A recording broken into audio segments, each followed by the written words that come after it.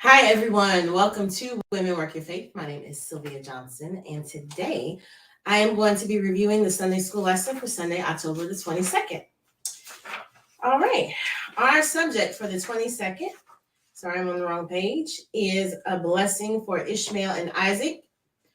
Our Bible basis is Genesis, the 21st chapter, the 13th through the 14th verse, and the 17th through the 21st verse, as well as the 26th chapter, the 2nd through the 5th verse, and the 12th through the 13th verse. Our Bible truth: God can make a great nation of anyone if he chooses to do so. Our memory verse: in all that Sarah had said unto thee, hearken unto her voice, for in Isaac shall thy seed be called, and also of the son of the bondwoman will I make a nation, because he is thy seed. From Genesis, the 21st chapter, the 12th and the 13th verse, and that is your King James Version. So, I am watching here, and I'm hoping that we don't have too much of a disruption in service. So I will try to quickly go through this lesson, but it is very full, just very full. So I will try to make it inclusive and informative for you, but also quick, because I'm seeing some disruption in the connection, and I've been working with my internet service provider to resolve that. Our lesson aims for today are: by the end of the lesson, participants will explore the implications of the blessing God gave to Isaac and Ishmael, confess any jealousies that stand in the way of loving God and neighbor as believers should, and pray for world peace, including peace among people of all faiths. And so today we are talking about Isaac and Ishmael and the promise God had for both of them. And it is truly the hand of God that this lesson would come up at this time, because there is no way that anybody would have known what the state of events would be today. I'm going to focus on what our lesson is teaching us, but I think if we get a better understanding of what the lesson is saying, then we'll have a better understanding of how we as believers should be moving forward, and as we look at the events in today. So with that being said, in the 21st chapter of the book of Genesis, we are picking up shortly after where we left off last week. Abraham's wife gave birth to her son Isaac, and now we've moved on to him being weaned, which would have been a few years later. And the lesson picks up after some events that occur. When he's weaned, she sees that the son that she facilitated with her servant is mocking the son that she birthed. And Sarah has some strong opinions about things. And so she tells her husband, send her and her son away. And he's troubled by that for various reasons, and we won't get into all that. But he is troubled by that, not the least of which is because it's his son. But God speaks to him on how to deal with that. And that is where your memory verse picks up. Now, the first part of the memory verse isn't actually part of the Sunday school lesson, but it is relevant very much so to the Sunday school lesson, because God is telling Abraham, and what all she said, I need you to take heed to that and do it. And Sarah had told him was to take the woman and her son and send them away. And so we are picking up in the 21st chapter, in the 13th verse of Genesis. And it says, and also of the son of the bondwoman will I make a nation, because he is thy seed. So previous to that, God had promised him multiple times that he would make a great nation, and through him all the nations of the world would be blessed. And then when he first got the promise, he didn't have a son. Then he had Ishmael. Then God told him about Isaac. Then he had Isaac. And now he has Ishmael and Isaac. And God is telling him to send Ishmael away and saying, the promise that I gave you is through Isaac. But I will also make a nation of Ishmael, because he is from you. And Abraham rose up early in the morning, and this is in the 14th verse, and took bread and a bottle of water, and gave it unto Hagar, putting it on her shoulder and the child, and sent her away. And she departed and wandered in the wilderness of Beersheba. So God has promised him that he will make a nation of Ishmael, but has also told him, you got to send him away. And let's just back up and look at this Ishmael situation. People do things in the world. They did it in his time. They do it now. They do things in the world that are socially acceptable. They aren't right. And so at the time that Sarah offered up her maid or her slave to Abraham, that was socially acceptable. When people did not have heirs, they had ways to go around getting that. And that is something that we do in society, right? We make loopholes for how things should work in order for us to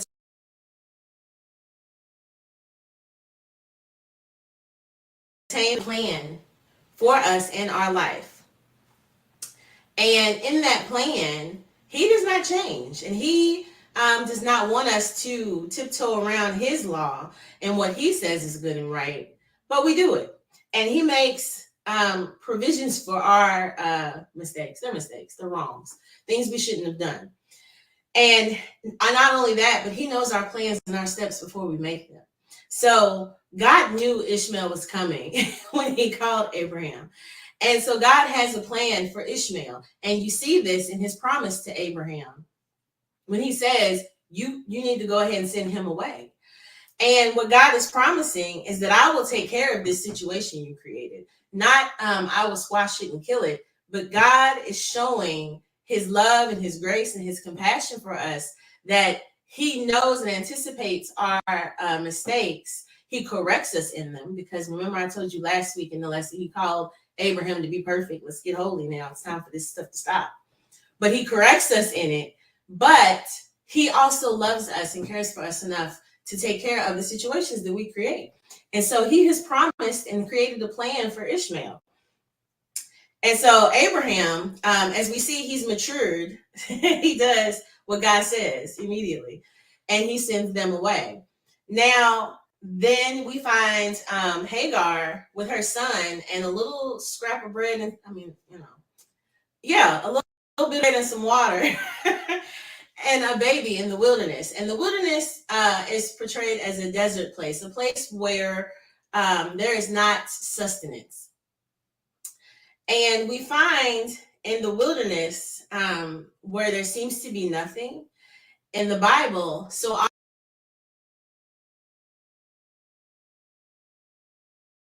often,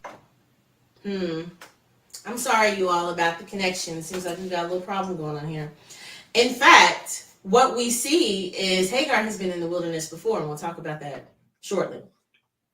So we're picking up in Genesis, the 21st verse, the 17th, the 21st chapter, the 17th verse. And it says, and God heard the voice of the lad, and the angel of God called to Hagar out of heaven, and said unto her, what aileth thee, Hagar? Fear not, for God hath heard the voice of the lad where he is. So what the Sunday school lesson skips is a few verses where we see the outcome of Hagar going into the wilderness alone with her child. They run out of food and water, and she places her son aside and moves, it says about a bow's shot away from him. And she sits somewhere else, and she says, I don't want to, please don't let me see him die. And she lifts up her voice. And I wrote that down because it's very important. She lifts up her voice and begins to wail and cry. But the verse says that God heard Ishmael. And so if you can imagine the way I'm seeing it as a mother, your son, you can't protect your son. You can't provide for him. You're destitute. He's getting weaker. And you're just so grieved. I mean, imagine how you would wail and cry in distress over the life of your child and the things that have happened to you. She didn't ask to be in this situation. Come on now. She didn't create this situation. How did I get here? What is going on? And she's wailing and crying. But the Bible tells us that God hears Ishmael. And I said before that Hagar had been in the wilderness before. And in the 16th chapter in Genesis, we see the story of how Hagar becomes pregnant with Ishmael. and the conflict between her and Sarah when it begins, and how she flees to get away from her. And God then tells her at that time what her son's name will be, which I believe means he hears or God hears. Yes, naming him Ishmael, which means God hears. And so while they're in the wilderness this time, God honors the name that he gave her for her son. And he hears the cries of Ishmael. And he answers them. And when God hears, it's important to note that it's not like there are some things that get past him. That's not it. God hearing things is him acknowledging and responding to. And so we as believers, we want God to hear us, okay? And so God acknowledges and responds to Ishmael's cries and speaks to Ishmael's mother through, he calls out of heaven and says, "What aileth thee?" And so he's asking her, why are you distressed? You don't have anything to fear. And I've heard the voice of your son where he is. And so why doesn't Hagar have anything to fear? Well, if you go back to the 16th chapter, God had promised her what she would do for her son. And here we are now. We're the same way. God had promised us something. We'll be like, "Oh, that's great. I'm going to go do what he says." And then, like 2 weeks later, we're like, "Lord, I thought you said," or when things get hard, or when our situations fall apart and the unanticipated activity that we didn't see coming happens, it's easy to forget that promise. And so God had promised her what would become of Ishmael. And then in this moment, God is reminding her, you don't have anything to fear. I have heard him. Bringing up again to her memory what her son's name was. God hears.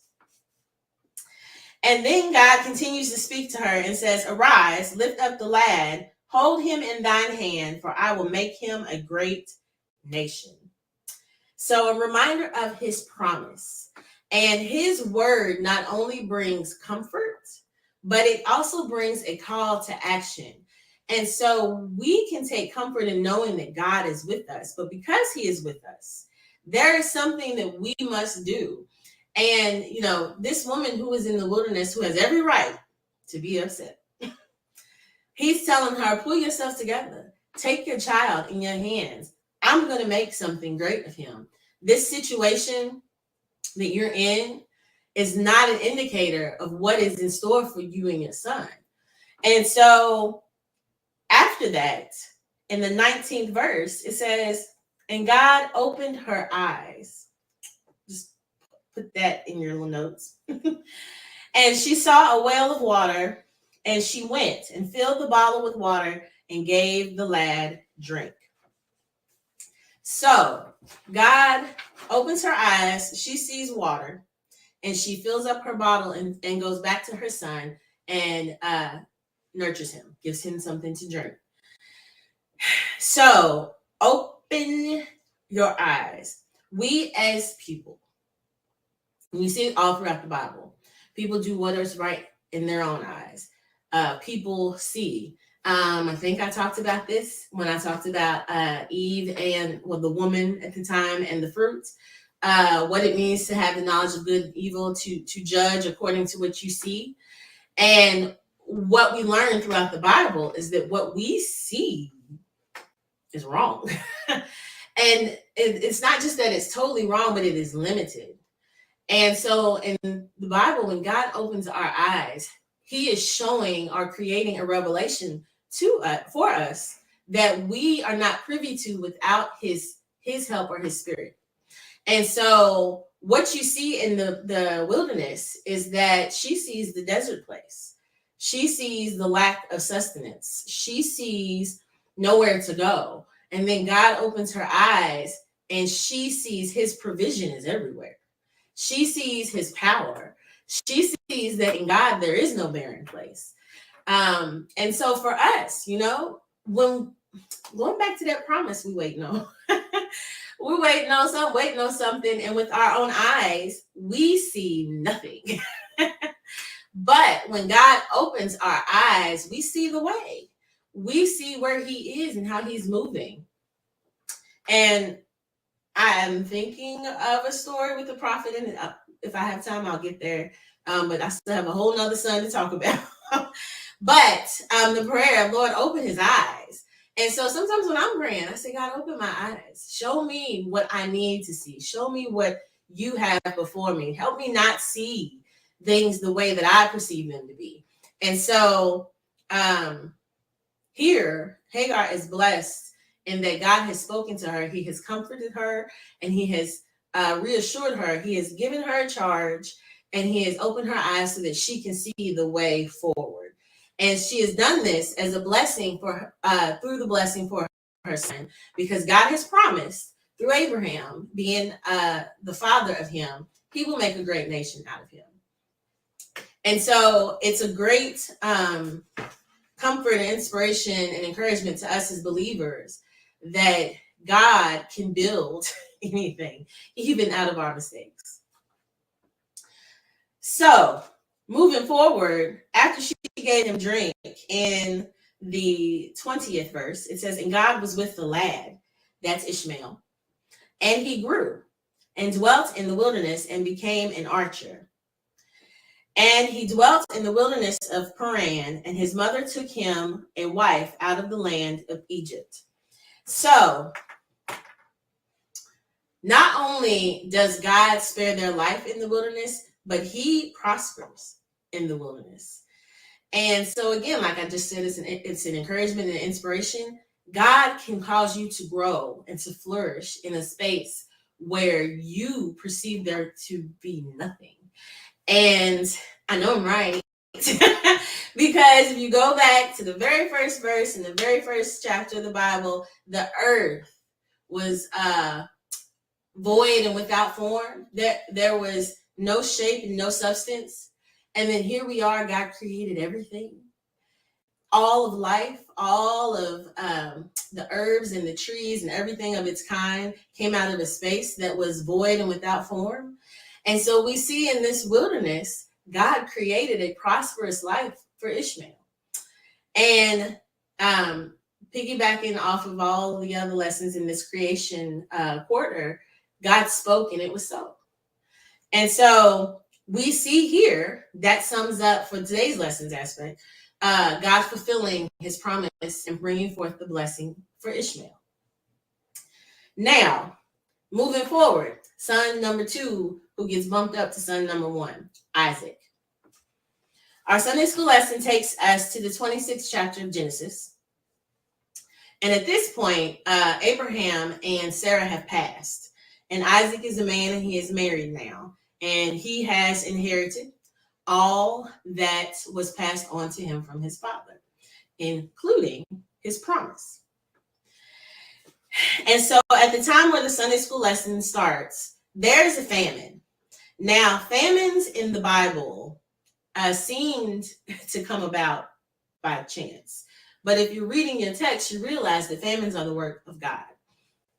And so Isaac, who is prosperous and rich and has inherited all that God has given him through his father, now finds himself in a space where there is nothing able to grow, no prosperity coming forward. And he's trying to make a decision, and his, again, what he sees, this is how we do when we face issues. We look at a situation and we assess it. This is what the issue is with our knowledge of good and evil. We make a judgment and we're going to make a move. And Isaac's move in the 26th chapter was to maybe go to Egypt. I'm out here wandering in this land. Let me go on down to Egypt. This is where the stuff is. But God speaks to him and gives him instructions and a plan. And he says in the 26th chapter, the 2nd verse, and the Lord appeared unto him and said, go not down into Egypt, dwell in the land which I shall tell thee of.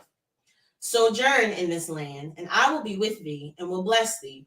For unto thee and unto thy seed I will give all these countries, and I will perform the oath which I swear unto Abraham thy father.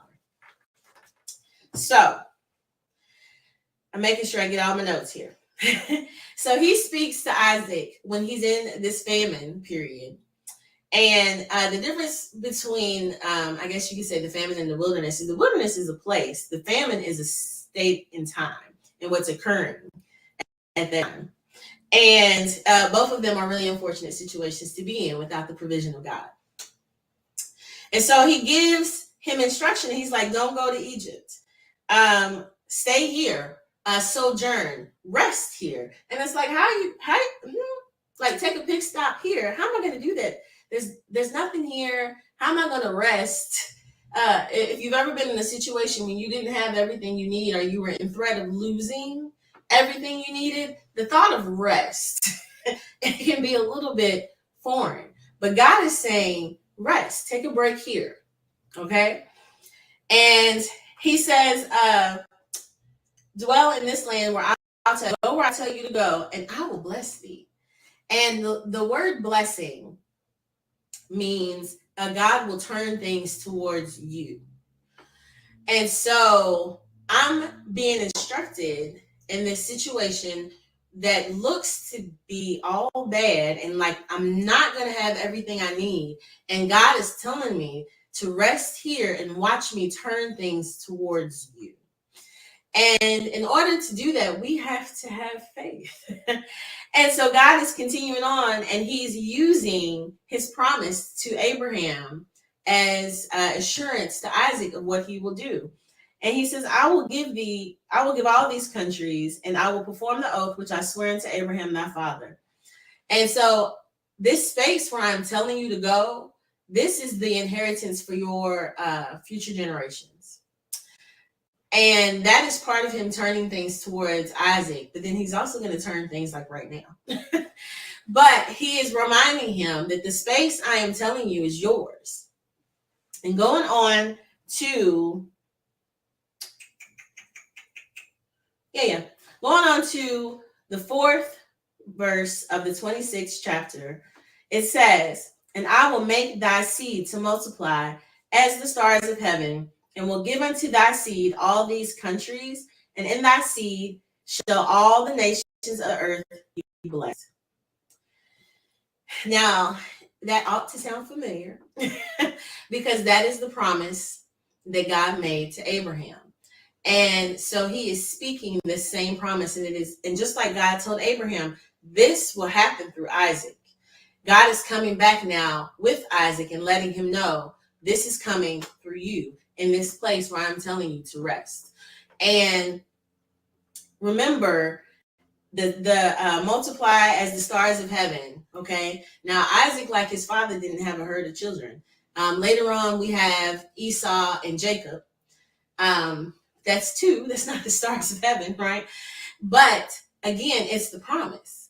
He is letting him know, just like I promised your father, I am doing the same for you in space.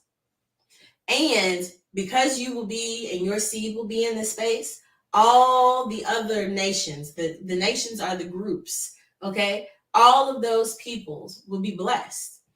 And moving on to 26:5, because that Abraham obeyed my voice and kept my charge, my commandments, my statutes, and my laws, saith the Lord. And now your Sunday school book added a line, and this line isn't in the Bible. It says, and again, the Lord shall judge his people.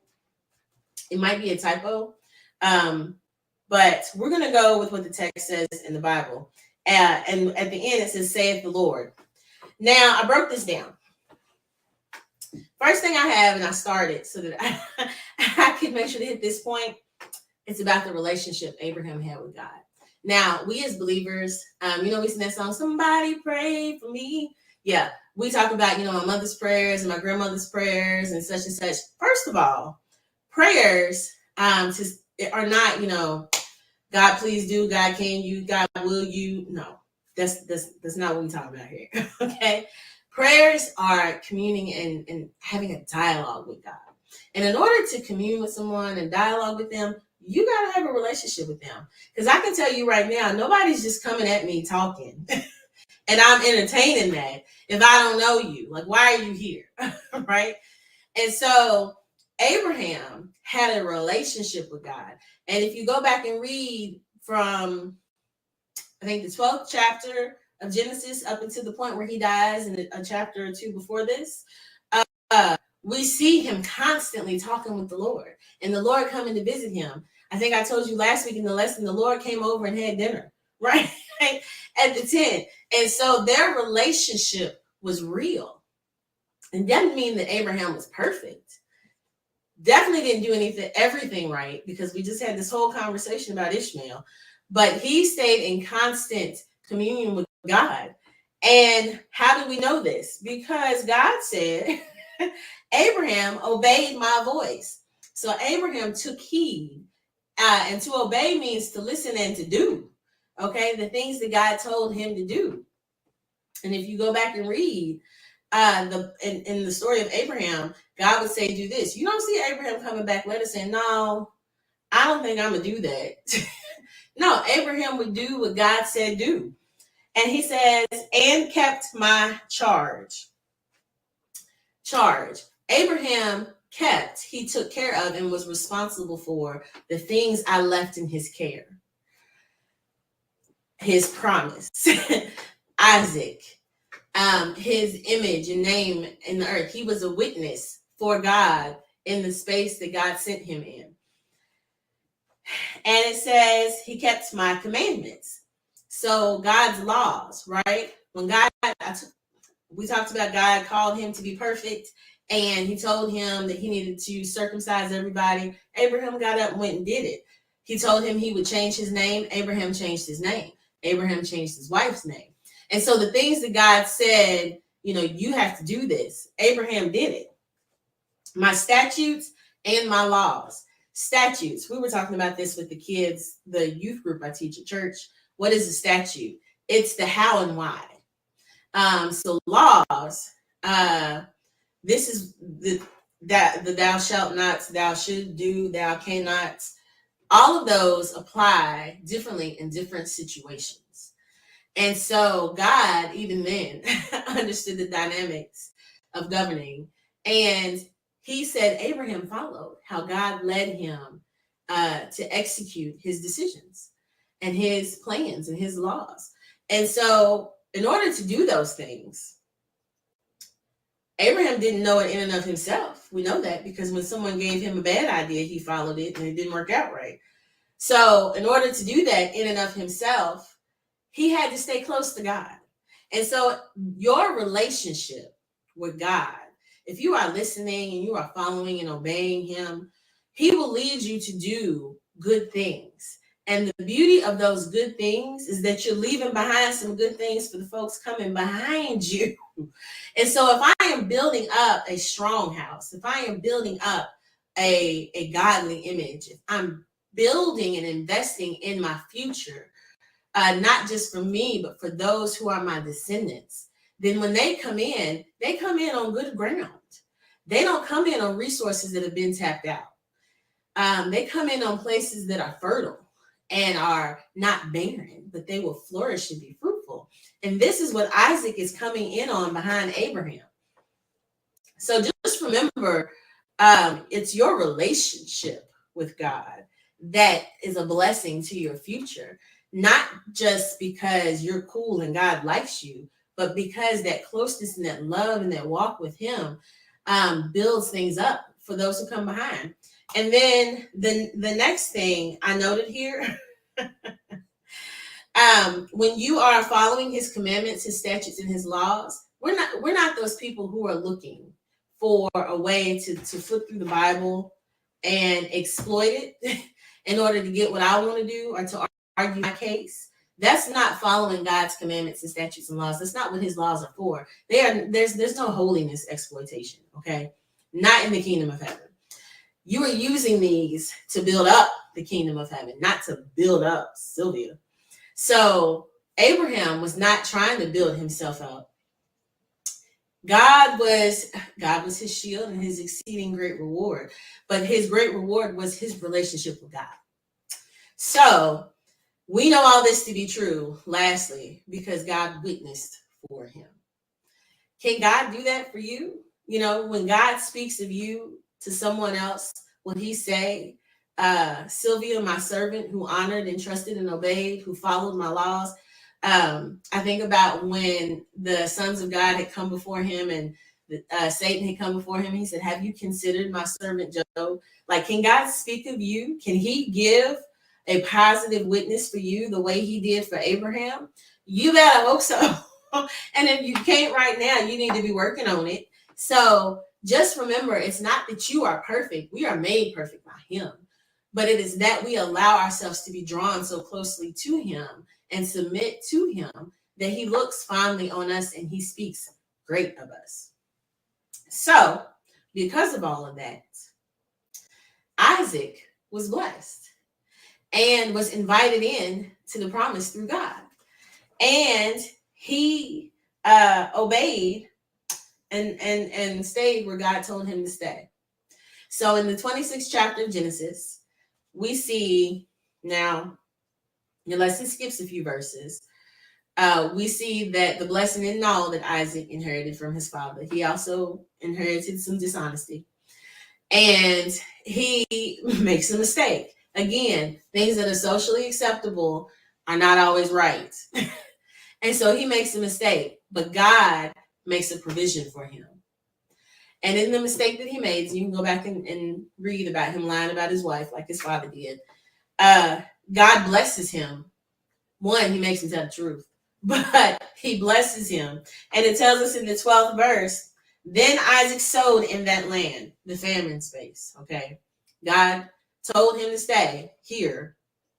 And so he's planting, he's investing, he's laying down seed in a space where there's nothing. And received in the same year 100-fold. And so God increased where there was nothing.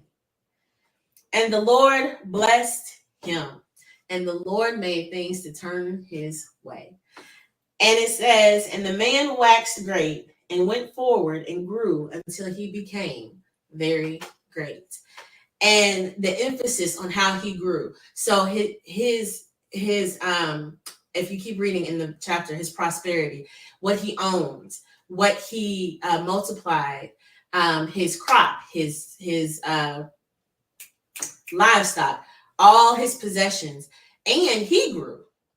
So not only was he growing financially, he was growing physically, and he was growing spiritually. It said he went forward and not back. He didn't retreat back to his old ways. He was progressing in his walk on earth and in his walk with the Lord.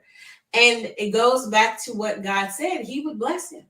I will do this for you. If you stay here where I tell you to go, do what I say do, I will bless you because your father did these things. Mark him, okay? Be like him in that way. And so we see again, God spoke and it was so. And the important thing to remember about this is that God can speak to nothing and make something so, which is what he did for Ishmael and Isaac and the whole world in the beginning.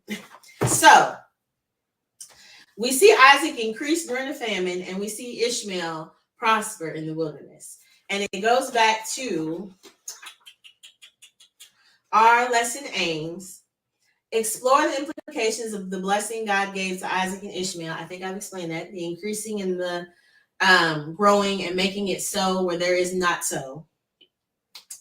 And confess any jealousies that stand in the way of loving God and neighbor as believers should. Now, the lesson doesn't focus a lot on this, but the whole issue of separating Isaac and Ishmael came from the hostility between Hagar and Sarah. And that started way back in, I believe, the 16th chapter of Genesis. And if you have time, please go back and read that. What was socially acceptable, what looked like in their eyes a good idea, was a bad idea. And it caused a conflict that has not been resolved. And so if you read in the Bible, one of the things that God told Hagar when she first went into the wilderness before she birthed Ishmael was the status of Ishmael and him being in the face of his brethren. And so we see that this conflict is going to be. God gave us that foresight. Now, we again, we'll look at a situation and think of how we can fix it when we realize that there's a problem that we created. And that takes us to the next step. Pray for world peace, including peace among people of all faiths. And, sometimes praying for peace can be cliche and it can seem, but Paul teaches us in the New Testament. This is why the Old Testament's important, and this is why the New Testament's important. Paul really helps us, especially us Gentiles, those who were not born as the seed of Abraham, understand God's message when the Lord called him, because he lets us know that the real peace is reconciliation to God through Christ. And when you think about it that way, because that's just the way it is, the only thing we should do is pray for that peace. We ought to want, all of us, because it's what God wants. He wants all of us to be reconciled to him, which is why he sent his son. And so, yes, we should always be praying that the world will come to know his son, that they will recognize the sacrifice that he made, so that each of us cannot be in hostility with one another and not be in hostility with God. That we can be forgiven of our sins and be covered in the blood and come to God as his children and call him Abba, Father, and that this person in that nation and that nation and that nation can be my brother and my sister through Christ. And that was what the blessing of Abraham was all about. And if you don't remember, I said this verse should sound familiar in the lesson. And I will make thy seed to multiply as the stars of heaven, and will give into thy seed all these countries, and in thy seed shall all the nations of the earth be blessed.